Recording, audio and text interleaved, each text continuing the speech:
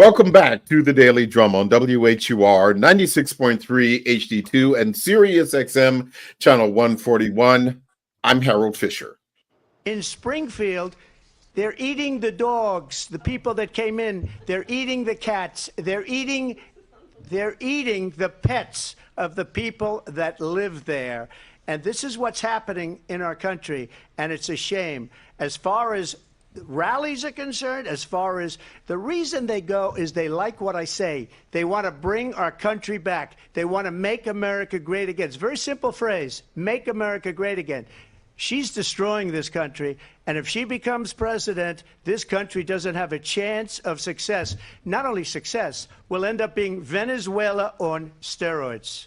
I just want to clarify here. You bring up Springfield, Ohio, and ABC News did reach out to the city manager there. He told us there have been no credible reports of specific claims of pets being harmed, injured, or abused by individuals within the immigrant community. Well, I've seen people on television. Let me just say here, this is the people on television say my dog was taken and used for food. So maybe he said that, and maybe that's a good thing to say for a city manager. I'm not taking this from television. But the people are on television saying their dog was eaten by the people that went.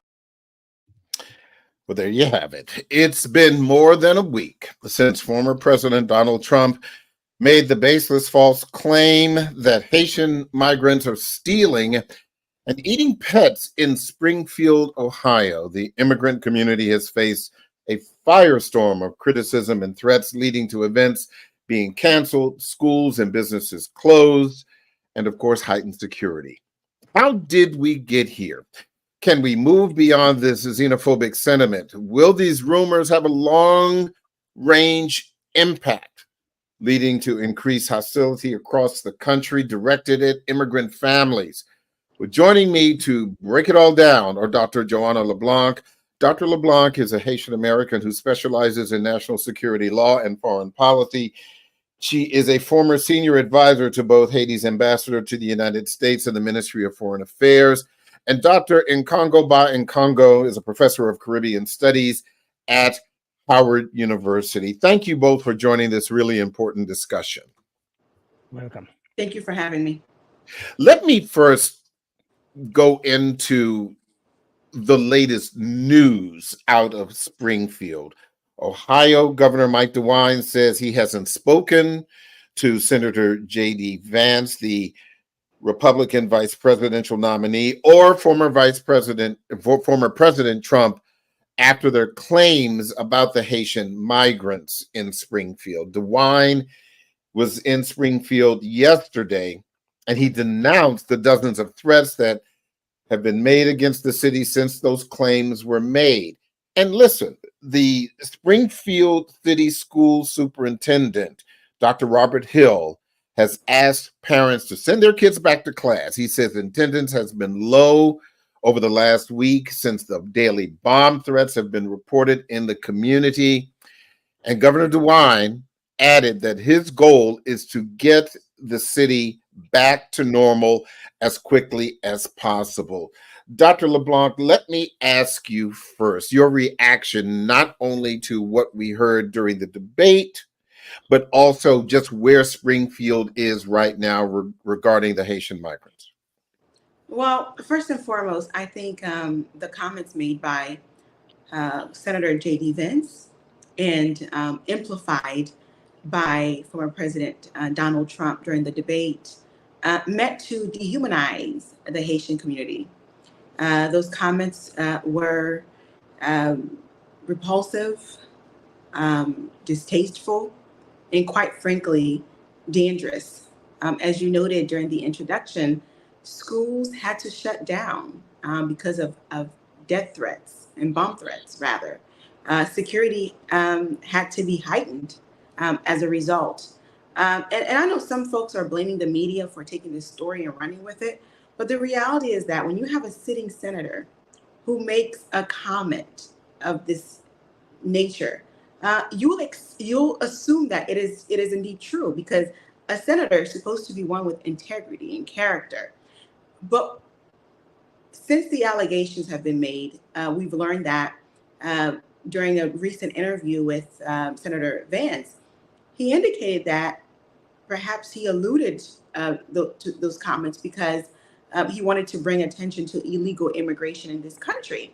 And that is problematic because it now puts the integrity of the United States Senate at risk. Now, the next time that the world hears something coming from the US Senate, you have to double check. You have to think twice.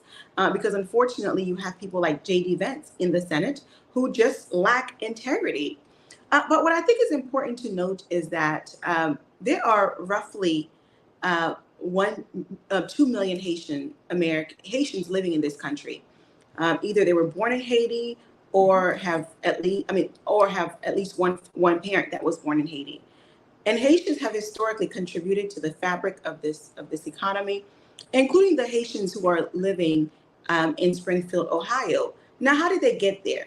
They got there as a result of a humanitarian parole program that was put in place by President Biden, which allow nationals from Haiti, Nicaragua, Venezuela, and Cuba to enter to parole into the United States and provide them with work permits to work. So not only the Haitians who are living in Springfield have been able to provide for themselves financially, but they have also contributed to the economy. These are not folks who are in this country illegally, as portrayed by former President Trump and J.D. Vance.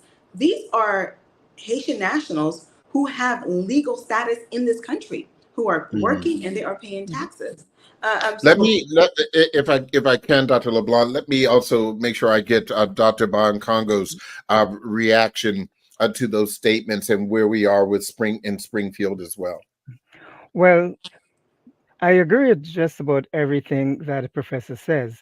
I think that there are two things that are very much of interest to me and that ought to be highlighted here.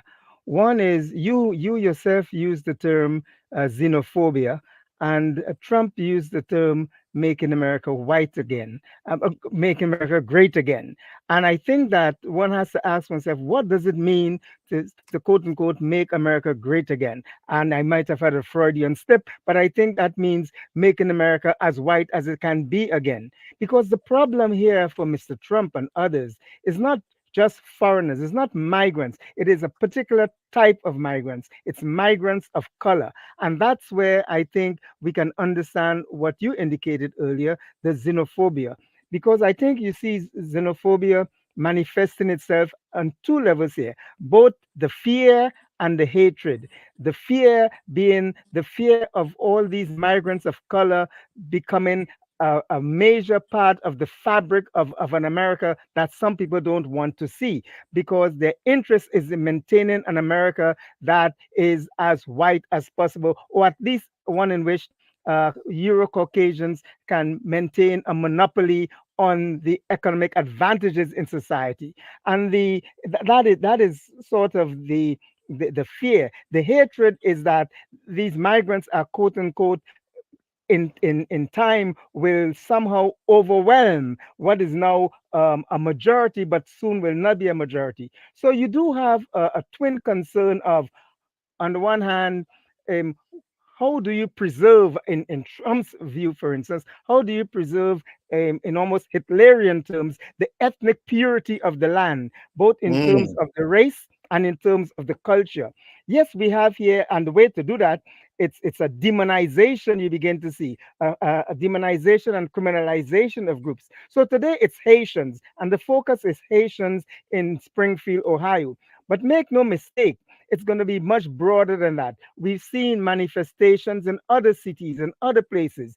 And when, in theoretical terms, when the Haitian threat goes away, it's going to be another group. And soon it's going to be African Americans. Make no mistake about what the thinking of those who are advancing this sort of xenophobia is all about. It's a matter of trying to work on the fears and concerns and the anxieties of a larger group, of a dominant group, to say to them, watch out, you're losing your place and you're losing your space.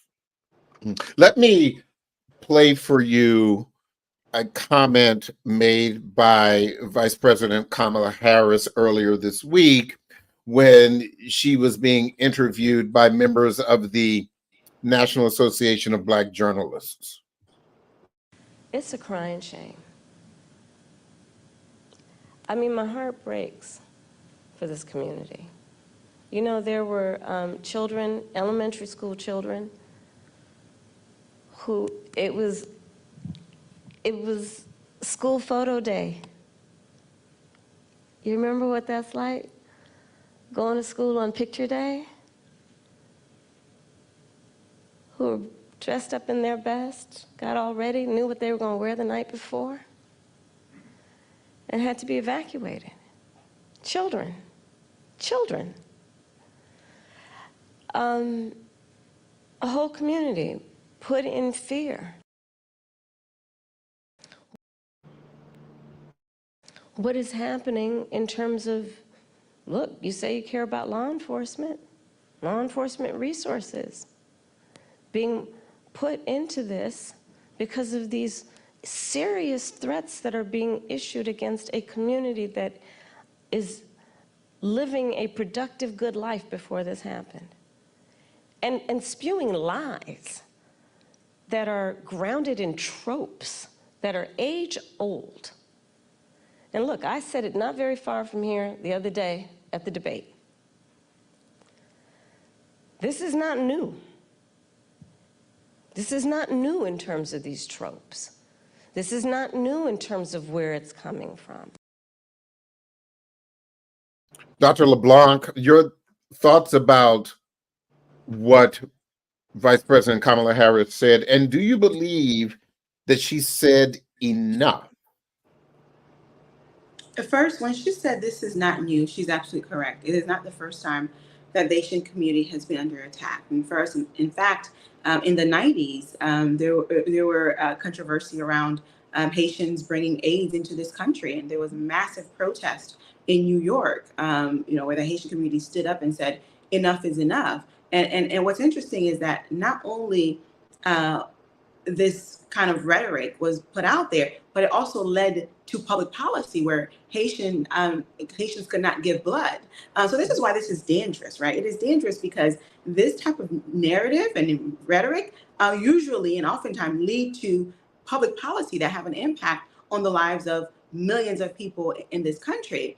But in terms of Vice President Harris, I wish she had said enough. I wish even during the debate, she had responded to Mr. Trump's comment, but I do understand that time is short, and there's a lot that can't be addressed. But I do wish that she made a little bit more comment about his rhetoric. But also too, she talks about the children, right? And I think a lot of us are not thinking about these kids who are going to school, and they're being picked on by their classmates for eating pets, right? Which could lead to suicide and could lead to a host of problems and interrupt their learning. And I can tell you this, as someone who was not born here, I was born in Haiti, came to America at the age of 9. I'm one of those people, and like many Haitians during the late, the early 2000s, even mid 2000s, we were picked on just for being from Haiti, and Africans also dealt with this. All different ethnic groups have endured this, and I can tell you, it had a great impact on so many of us. And so, as we're talking about this on a grand level, I'm thinking about the children and what they're suffering in school by their peers and their mates. We have so much to get to. Dr. Aban Congo, I want you to also share with us your thoughts about what Vice President Kamala Harris said. But I first need to take a break and remind our listeners that you can hear this and every edition of the Daily Drum Insight segment via podcast on WHUR.com. The original Quiet Storm is next on WHUR. I'm Harold Fisher. This conversation continues on Sirius XM channel 141 and 96.3 HD2 in just a few seconds. Welcome back to the Daily Drum on Sirius XM channel 141. I'm Harold Fisher. We continue our conversation about the crisis in Springfield, Ohio, around Haitian migrants there. My guests are Dr. Joanna LeBlanc. She is a Haitian American who specializes in national security law and foreign policy, and Dr. Nkongo Ba Nkongo. He is a professor of Caribbean studies at Howard University. Dr. Ba Nkongo, before the break, we were responding to comments made by Vice President Kamala Harris during an interview that she had earlier this week with the National Association of Black Journalists. Your thoughts about her response to those questions? Do you believe that she said enough? If not, what did you hope to hear from her? Well, I fully understand the concerns of Professor LeBlanc. I somehow I'm of the opinion that what we're seeing in the vice president is a very astute politician. She has, of course, to walk a pretty fine line here. Make no Mhm. mistake about the fact that she is as aware, sympathetic, and empathetic with the plight of our Haitian community because she herself is of migrant parentage. And not too long ago, one of Mr. Trump's very close allies made the comment that if Miss Harris gets in the White House, the whole place will be smelling of curry. So she's familiar with that sort of rhetoric, and she knows what it's like. But she has a wider uh, base that she has to appeal to. On the one hand, she has to make it clear that she does not agree with the demonization of the community, and she doesn't believe that the things that are being said about them is correct, and she welcomes them here. Indeed, she has been responsible for many of them getting here. On the other hand, she understands, and she has to understand that you're in a political climate in which you're appealing to people who are hearing different things from different perspectives, and she has therefore to weave and sew her commentary in such a way that it tells the truth without offending. So I feel that at this point in her political life, she has said enough, and I am certain that if she ascends to the position of being president, and I certainly hope she does. I think we will see that she will be very proactive and defending of the rights of the Haitian American community and other migrant communities. Let me ask you this, Dr. LeBlanc. Had you seen when these comments first came out? Had you seen on social media some of the, jokes that were posted on social media by Black people, for example, about the cats and the geese and all of that? Had you seen any of that?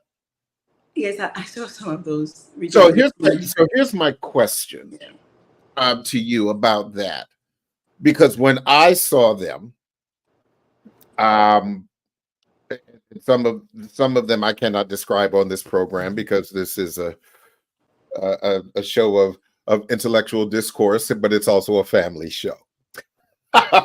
But with that said, I thought some of them were funny. And the reason I thought they were funny was because I got the impression, particularly among Black people and even some who weren't, that these tropes and these made up things about eating pets were so ridiculous that the people who were posting these things on social media didn't give them any credence. But my question is, was there a point, as a Haitian American, where it wasn't funny to you anymore, or did you always think that they were, because the things that were being said by Donald Trump and JD Vance were just ridiculous? Listen, the reality is that I think Mr. Trump, uh, since President Biden has dropped out of this race, I think he had a great strategy to go against Biden. And I think that he even, for some of us, think that he even had a winning strategy to beat Biden. But since Vice President Harris has entered this race, I don't think his camp have a great strategy to counter her. And everything that they have done doesn't seem to stick. Even the nickname he gave her recently, I think Comrade Harris, that name has not stick. But think about in the past, right? Many of these names he's giving candidates have stick. Like, for example, Sleepy Joe, Crooked Hillary, right? Those names have stick, right? Whereas with Vice President Harris, I think this was a way to deflect from the real issues at hand.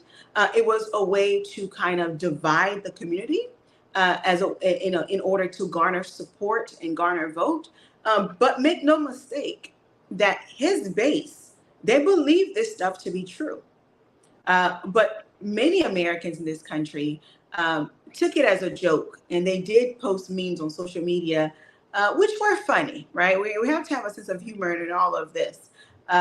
Make lemons make what do they say again? Make Make lemons, lemonade out of lemons. Yeah. make lemonade out of lemons, right? I would Sent me. if I could interject here, because I don't want a very important point here to slip away. My own self, I didn't find much levity in any of it. But the important point for me is this: if Professor LeBlanc, myself, and you, Mr. Fisher, if we all got together and walked down a street in Springfield, Ohio, no one can know that Miss Fisher is Haitian or that you and I are not.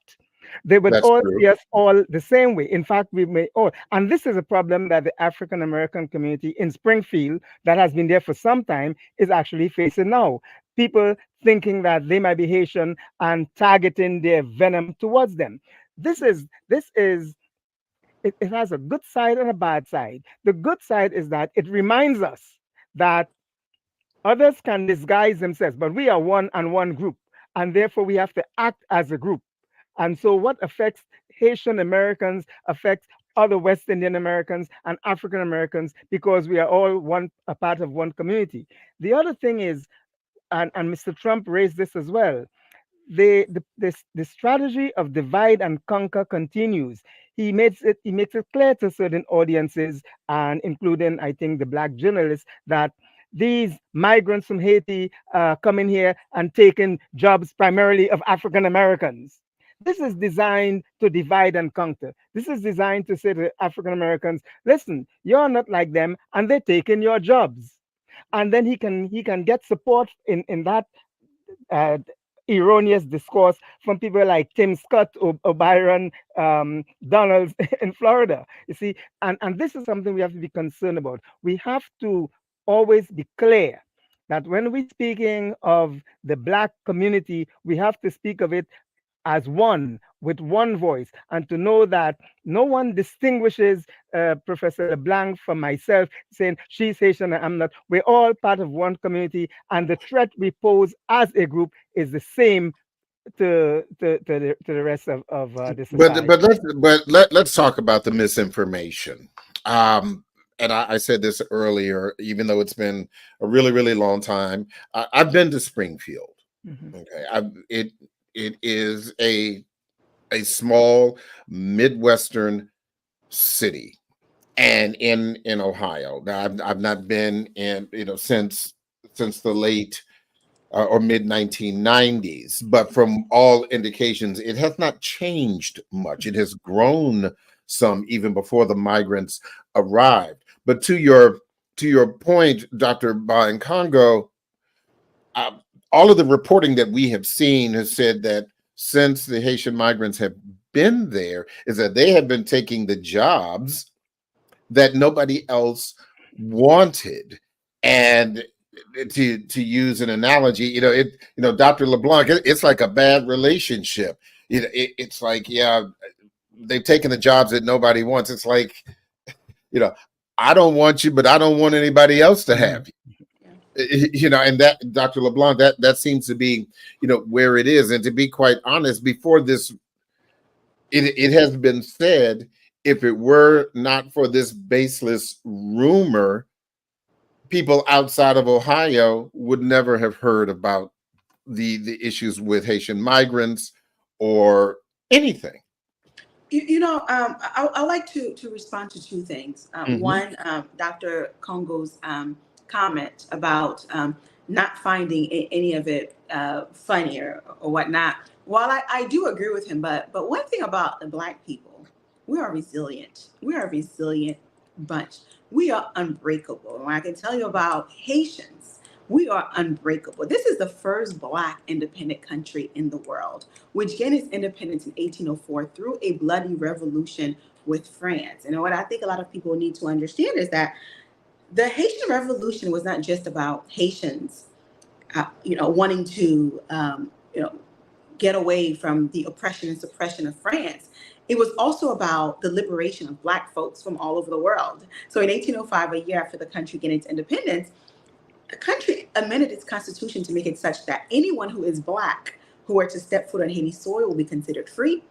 A white man cannot own land in the country nor be a slave master. So think about this. This kind of law severely undermined the notion of white supremacy because, as we all know, slavery, white supremacy, neocolonialism have always been about the utilization of Black bodies for economic gains. And during this time, slavery was booming here in America. The African continent, the conference had not even taken place yet, where the colonizers divided different parts of the African continent. So Haiti has always served as a beacon of hope for the Black race. And I do agree with Dr. Nkongo. When Haitians are being dehumanized in this country, it requires for all of us here in this country, if you're Black, to stand in solidarity with your Haitian brothers and sisters, because at the end of the day, we are the same. There's no difference between myself and you, Harold, or Dr. Nkongo, as he has stated. But another thing that I think is important is that, yes, roughly 20,000 Haitians, between 15 and 20,000 Haitians moved to Springfield, Ohio within a very short period. But they're not there asking for a handout. In fact, they have helped with revitalizing the economy. Many of these jobs did not have employees to fill those positions. And the Haitians came and they took on those jobs. And in fact, many of these employers have gone on record and said they wish they had more of them because of their work ethic. They're not on drugs and they actually show up to work.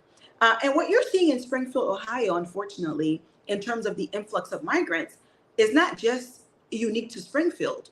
It is also in places like New York, Florida, Boston, and across the United States. So what I think needs to happen, because when you do have an influx of people in a community that did not have a budget to receive them, it does cause some kind of strain on your budget. So what I think needs to happen is that I think the federal government should step up and provide more resources and services to the different states to ensure that they have the proper adequate resources to fully receive those individuals who are looking to contribute to various economies across America. Dr. Barr Congo, help us with some terms briefly. We hear these things being tossed around: migrants, immigrants. What's the difference between a migrant and an immigrant? Well, I myself, I stay away from terms such as illegal migrants and what have you. I take it that there are two categories of people. There are those who are quote unquote, I say, properly registered, and those who are unregistered. The migrant, of course, is a person, of course, traveling from one home locale to a new place. The immigrant is in that new place already. The different distinction is simply you're leaving and you're here. Very important to note, I think. And I think Professor LeBlanc has probably alluded to this. The bulk of the Haitian migrant community or immigrant community in the United States is not unregistered or illegal, quote unquote. Better than 80% of them are properly registered, so to speak. The rest of them are either TPS, temporarily protected status, or asylum seekers. Very few are actually, quote unquote, illegal in the sense that one thinks of them. And there's something also that you mentioned that I think we should get back to. And I think Professor LeBlanc said this: we have to ask ourselves, what is the argument against this migrant community that came and, for some people, invaded a community there? Well, it didn't come; they were taken. But you hear the argument that they're contributing to the destruction of the cities, and it's a drain on the public services and a drain on the social services. And others would even go so far as to talk about representing a health risk. Professor LeBlanc alluded to this. Well, I said before, it's not just Springfield. You ask the folks at the Dole processing plant in the Butterball turkeys in North Carolina. Without those Haitian migrants, you won't be getting turkeys on your table this Thanksgiving, because the bulk of the workers putting together your Butterball turkeys are Haitian migrants. Haitian migrants and West Indian migrants and migrants of all kinds have in probably secondary only to African Americans whose foreparents were slaves. They have actually helped build this place. With the Panama Canal, the sugarcane industry in Florida and Louisiana, the fruit industry, the vegetable industry along the East Coast. Um, these are not people, as you alluded to, who are actually taking anybody's jobs. They're actually supplementing and complementing a shortage of labor at an affordable price. And I think, therefore, when one thinks of quote unquote the migrant, one has to think in terms of not what drain they bring to a community, but what they contribute. In the very same way as we saw a great migration of African Americans in the 20s and the 40s from the rural agricultural South up the Northeast, across the Midwest, straight across to the West in places like Oakland, who came and filled public service jobs, whether it was the postal service or whatever else they did. The migrant is usually of a mindset that I left something because I was looking for a better life. I'm not looking to make anybody's life difficult. I'm trying to build something for myself to get an opportunity for an opportunity. Hmm. Let me ask you this, Dr. LeBlanc, about the misconceptions about, pets, for example. And in full transparency, I am not a pet person. Don't. I'm not. No cats, no dogs, none of that. But you are Haitian American. Can you give us any insight into some of the societal or cultural norms of Haiti regarding uh, pets, to kind of clear up these misconceptions about this? Well, I can tell you, as a Haitian American, I too, not necessarily a big fan of pets, especially cats and dogs. So, I mean, nothing uh, wrong with them. If you want to have a cat, if you want to have a dog, okay, that's fine. I just don't. yeah, yeah. So, and it's because of how I was raised, right? We were raised that, and in Haiti, for example, dogs usually they guard our homes. That's what they do, right? You don't have them inside your house in your bed. It's just not something that I was raised to do. So even as an adult, when I go visit my friends and they do have pets, and the dogs come to me wanting to hug, and it's always weird, right? Because of culture is something that is strong, and it's something that Mhm. sometimes it can be hard to break from. And Haitians are ordinarily very suspicious of cats because of cultural and religious practices and so on. But I think what's also important is to note is that uh, how did those migrants come to America to begin with? Why are they coming? We have to look at, first and foremost, failed governments in their respective countries, but also the role that U.S. foreign policy have played in destabilizing some of these countries to the point where folks have to come to America to seek safety and refuge. And in the context of Haiti, the United States occupied Haiti from 1915 up until 19 for roughly 20 years, 34. which was disastrous, which again started in the 1915, took out some of our resources, in a sense, undermined the country's ability to progress economically. And then you had the UN that came in to provide relief after the earthquake, which brought cholera to the island, and led to countless Haitians dying from cholera, and also left countless others still sick. And to this day, they have not received any kind of recourse or redress for what's been done. and then coupled by failed governments in Haiti.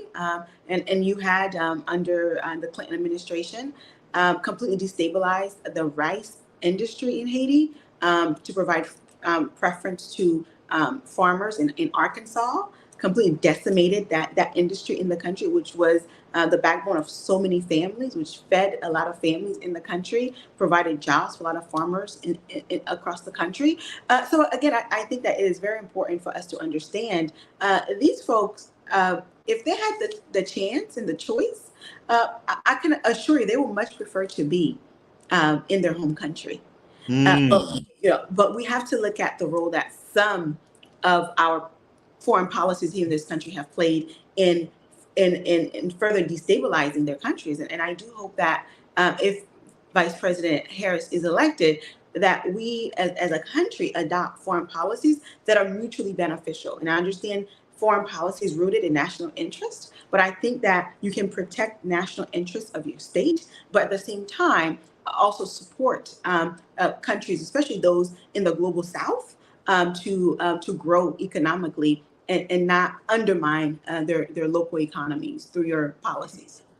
Let me ask you this, Dr. Barn Congo, because most Americans, particularly those who are not people of color, what little bit they know about Haiti or Haitians is what they see in the news. And certainly recently we have seen a lot of the political instability that Dr. LeBlanc has spoken about.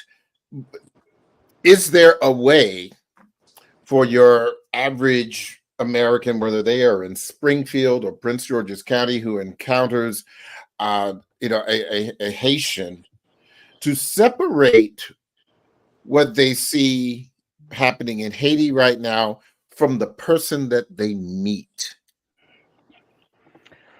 Well, you're asking me, unfortunately, to be a psychologist, which is way beyond You're not? my. What? Look, it's a very fair question, and in some ways, it really attaches to some things. Part of what Professor LeBlanc said, we cannot escape the fact that some of the blame for us as any group of migrants being here lies in something that is endogenous, something that is internal to where we're from, whether that is a lack of economic opportunity, bad government, um, um, weather related issues, whatever, natural disasters. There's something, and in the cases in which it has to do with bad government, bad leadership, and let's be fair, yes, the U.S. Occupied Haiti from 15 to 34. And yes, the United States created an atmosphere for profit maximization of certain groups of people, not the Afro masses. But to a very real extent, the rising Afro political elite in Haiti were part and parcel of that process of denying the Afro masses an opportunity to grow. It is the Afro political leadership in Haiti that imposed a dictatorship and made it impossible for people to make a good living there, and therefore forced them to look for a life elsewhere. So you have to look at those conditions. And for the average person here, when they think of Haiti, they think about upheaval, bad government, poverty, what have you. And I don't know how they separate the individual from the place. It takes a very conscious person. I have traveled throughout Haiti. I'm sure not everywhere, but as I've traveled in the capital and environs, in Croix du Bouquet, in Gantier, in Fons Parisien, in Miami, all the way up. And I see the existence there. I know and I understand that the average Haitian person is at one and the same time hardworking, entrepreneurial, and is seeking to be self-sufficient. But what he or she is faced with is a lack of opportunity, because opportunity, the only opportunity the average person has is the opportunity to remain poor. Now you can't learn that from looking at television. You have to be learned in some ways. So I don't blame the average person from for having a certain image of the Haitian and unable to separate, disassociate the individual that he or she meets from the image of the society that is portrayed. I said to students of mine, Haiti is not poor. Haitians are poor. There's a lot of wealth in Haiti. The only problem is that the masses are not the ones who are getting to share it, and so they are forced by dint of circumstance to transplant themselves to come here and be denigrated oftentimes simply because they're trying to improve their lives for themselves. Dr. LeBlanc, I'll let you have the final word on not only the Haitian and Springfield situation, but just where we are in general. What's the takeaway in your mind from this situation? First and foremost, I think that candidates need to be very mindful of what they put out there, because there are people who don't have it all together, who may take what they say to at face value and act on those words. So I think it's time that we call for peace. We see that former President Donald Trump, there was a two assassination attempt on his life.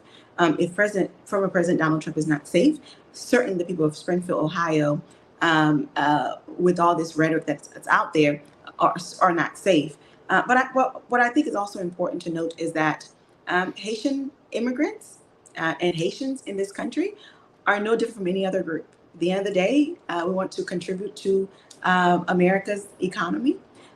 We want to serve our nation, those of us who are citizens, even those of us who may not be American citizens. We want to be able to send our kids to school. We want to be able to pursue life, liberty, and happiness at the end of the day. So we're no different from any other group. And in terms of Black people, I think it's time that all of us unite, because the fight is not against one or the other. It's against all of us. And I'll always say this: united we stand, and divided we shall fall. Dr. LeBlanc, Dr. Congo, thank you so much for this illuminating conversation. I really appreciate it. Dr. Congo, it's been a long time since you and I have had a chance to sit down in this forum, and I appreciate you being available. Also, Dr. LeBlanc, you were on earlier this week, and I appreciate you also making time to revisit this issue. We will definitely be in touch. Thank you both again. Thank you very much. Thank you so much for having me. That is the Daily Drum for this Wednesday, September 18th. I'm Harold Fisher.